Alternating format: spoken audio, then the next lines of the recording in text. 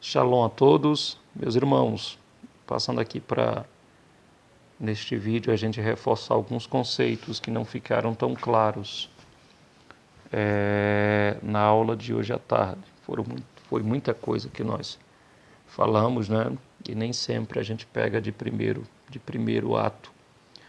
E esse vídeo é para que vocês assistam, reassistam e possam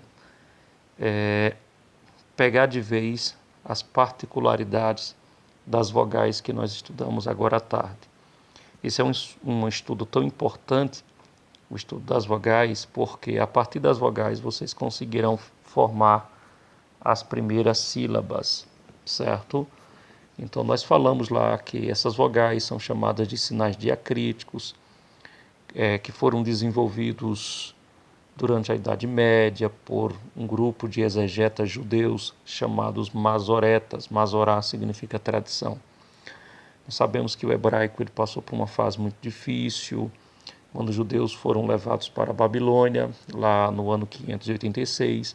Passaram 70 anos, os judeus tiveram contato com uma outra língua, a língua aramaica, e depois do cativeiro continuaram falando esta língua, e o hebraico ficou restrito e exclusivo no uso litúrgico, na leitura da Torá. Então, com receio de que o hebraico ganhasse o status de língua morta e caísse no desuso, os masoretas desenvolveram esse conjunto de sinais para facilitar, orientar a pronúncia correta das palavras. É sabido que o hebraico usado na compilação do Antigo Testamento, do Tanar, ele não contém vogais, apesar de que algumas letras como o Yud, o Re e o Vav exercerem esse som vocálico, porém isso apenas na pronúncia, na escrita não, ok? Porque são consoantes, o alfabeto hebraico é um alfabeto consonantal. Então, mesmo essas consoantes funcionando em um dado momento como vogais, mas isso apenas na pronúncia, na escrita não. Mas, a partir do século V até o século X, os masoretas se empenharam a desenvolver e pontuar, né? Estabelecer esses sinais como sinais vocálicos, ou seja, as vogais, para que possamos formar aí as primeiras sílabas e falar corretamente as palavras em hebraico. Então, de modo geral, como nós vimos hoje, o hebraico, as vogais hebraicas, os sinais, na verdade, diacríticos, são divididos em duas categorias, breves e longos. Foi assumido por nós, durante a aula, que a consoante Ain, certo? Que essa consoante aqui seria a consoante usada para fins didáticos, para que vocês pudessem entender e localizar as vogais abaixo das consoantes. Falei lá que na aula que as vogais podem aparecer acima, abaixo ou ao lado das consoantes, ok? Deixa eu abrir aqui o quadro para ver se facilita para vocês. Então, ó, vamos lá. Então, as vogais ou os pontos diacríticos, deixa eu usar aqui o ai, vamos usar o próprio ai. Pode ser colocado abaixo, ao lado ou acima, ok? Então, as vogais, os pontos diacríticos, podem vir abaixo da consoante, ao lado da consoante e acima da consoante. Eu mostrei alguns exemplos e vai ficar mais claro aqui no quadro. Então, ó, eu tenho aqui a primeira vogal breve é o patar. Gente, o patar é uma vogal breve e é esse tracinho aqui, ó, patar. A segunda é o segol, que é essas 3 bolinhas aqui. A terceira é o hirik, que é apenas esse pontinho aqui. A quarta é o kamet hatuf ou hatef, que é esse que parece um Tzinho. O kamet hatef também será o kamet com som de A na vogal longa. Essa diferenciação nós veremos na próxima aula. E por último, o kubut, que é o U, que é esses 3 pontinhos aqui, ok? Então aí nós temos o quadro das vogais breves. Eu falei hoje à tarde que a transliteração dessas vogais é feita normalmente, ok? Ou seja, a transliteração é A, E, I, O e U. Então é feito sem nenhum problema, sem nenhum acento, é feita de forma natural. Então, a transliteração desses sinais diacrítico, como eu vou colocar aqui para vocês as vogais. Então, A, patá, E, segol, o I, só um pontinho hirik, abaixo da consoante, o O, o kamet hatef, o Tzinho, e por último o kubut. Então a transliteração desses sinaizinhos que funcionam como as vogais se faz normalmente, sem nenhum acento. Ponto. Ok. Então vamos lá para o quadro das vogais longas. Ok? As vogais longas são essas daqui. Então, as vogais, elas se dividem em 2 grupos, breves e agora vamos ver as longas. Tá aqui, as longas. A primeira é o kamet, lembra o que eu falei? O kamet pode ser tanto O quanto A. O, breve, ou A, longo. Tá aqui, o E é o chamado de tisseré, tá aqui os 2 pontinhos. O I é chamado de hirik gadol, ou hirik yud, certo? Tá aqui, o yud e o hirik embaixo. O holen, que é o O, ele pode ser escrito de 2 formas. Acima da consoante, só um pontinho, ou ele pode vir acompanhado de um vav. Veja que ele tem o ponto e abaixo dele tem o vav, que é chamado de holen vav. Ok?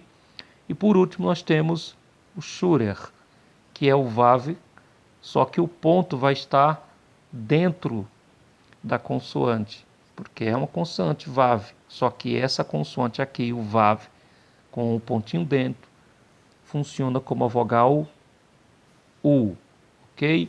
Vamos para o quadro. Tá aqui. Então vamos colocar aqui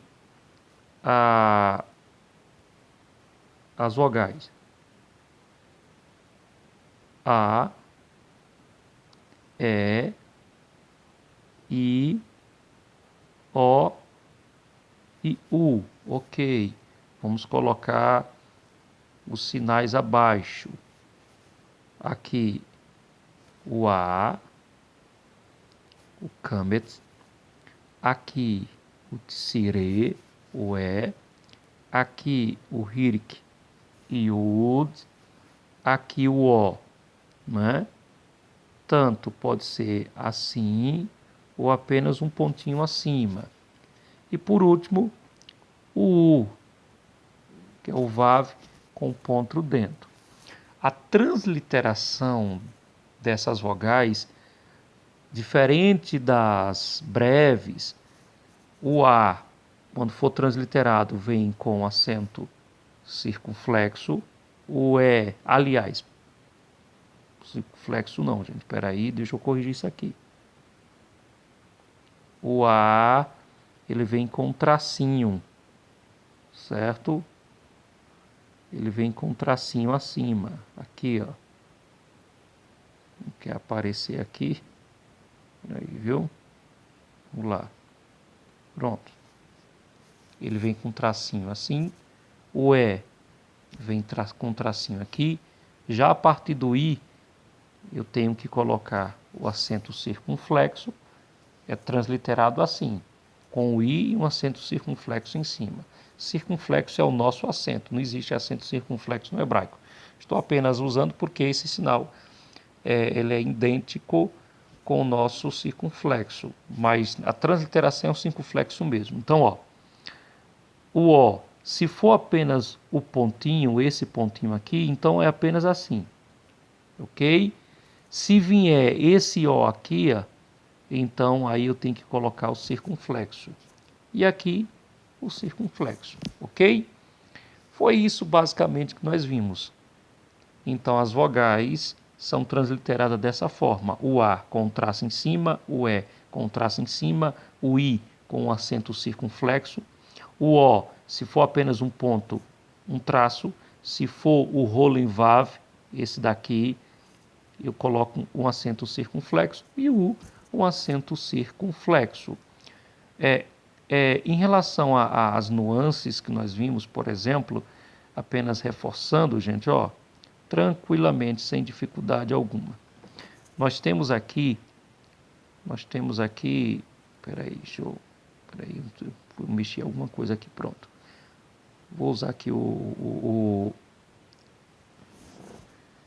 pincel do próprio aplicativo que eu estou usando. Então, ó, o A, que é o comet, o A longo, o comet, como eu mostrei para vocês, ele será transliterado dessa forma.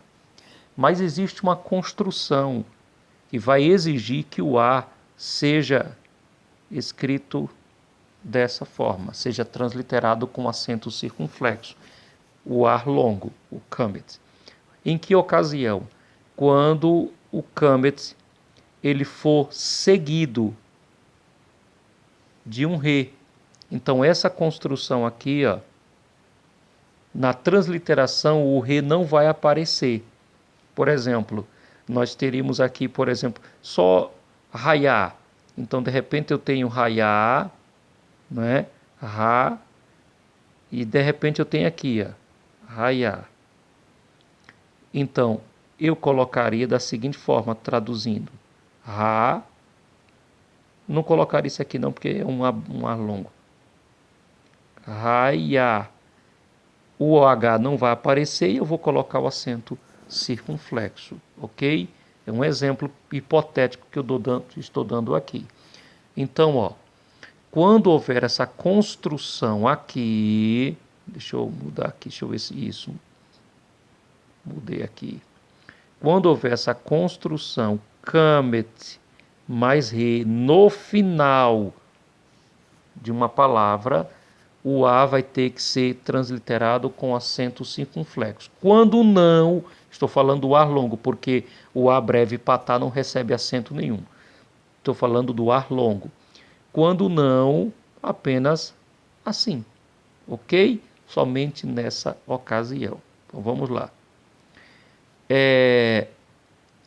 O E, que é o tsirê, o tsirê, o E, ele vai ser sempre transliterado. O E sempre será transliterado por assim, não é? O Ezinho e o traço em cima. Porém, há uma construção, como na palavra, e eu usei essa palavra lá, ó, bet. Eu tenho aqui a palavra bet. Bet é casa. Perceba, gente, que eu não coloquei o tracinho, eu coloquei o acento circunflexo. Por quê? Porque aqui, assim como acontece com comet re, ou seja, no final da palavra aparece um comet e depois dele aparece a letra re, eu tenho que colocar assim, fechando a sílaba, e não vai aparecer na transliteração o H, mas sim o A com acento circunflexo. Aqui ocorre, não é a mesma coisa, mas é uma construção também que deve ser tem que ser observado. Então, ó, essa construção aqui, ó, seja onde vocês encontrarem tsire, e logo do tsire eu tenho um yud, eu tenho que colocar o e assim. E não se lê beit, porque se fosse para ler, teria que se ler B-I-T, mas não se lê bet. E a transliteração desse ezinho aí, da vogal E, teria que ser assim. Meus queridos, foi isso que nós estudamos, foi basicamente isso aí. Revisem esse vídeo quantas vezes for necessário, mas não deixe de estudar, não deixe de se aplicar, ok?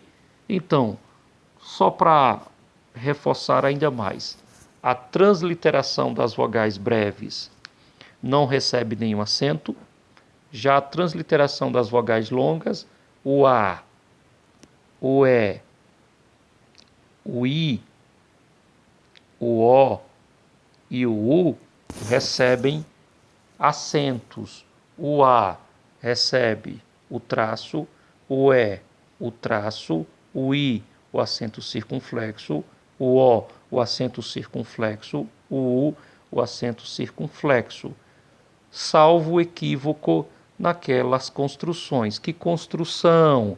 Kamet mais re no final da palavra. Aí eu coloco o A com acento circunflexo, ou tsire mais iud. Logo após ele, na mesma sílaba, eu tenho o iud.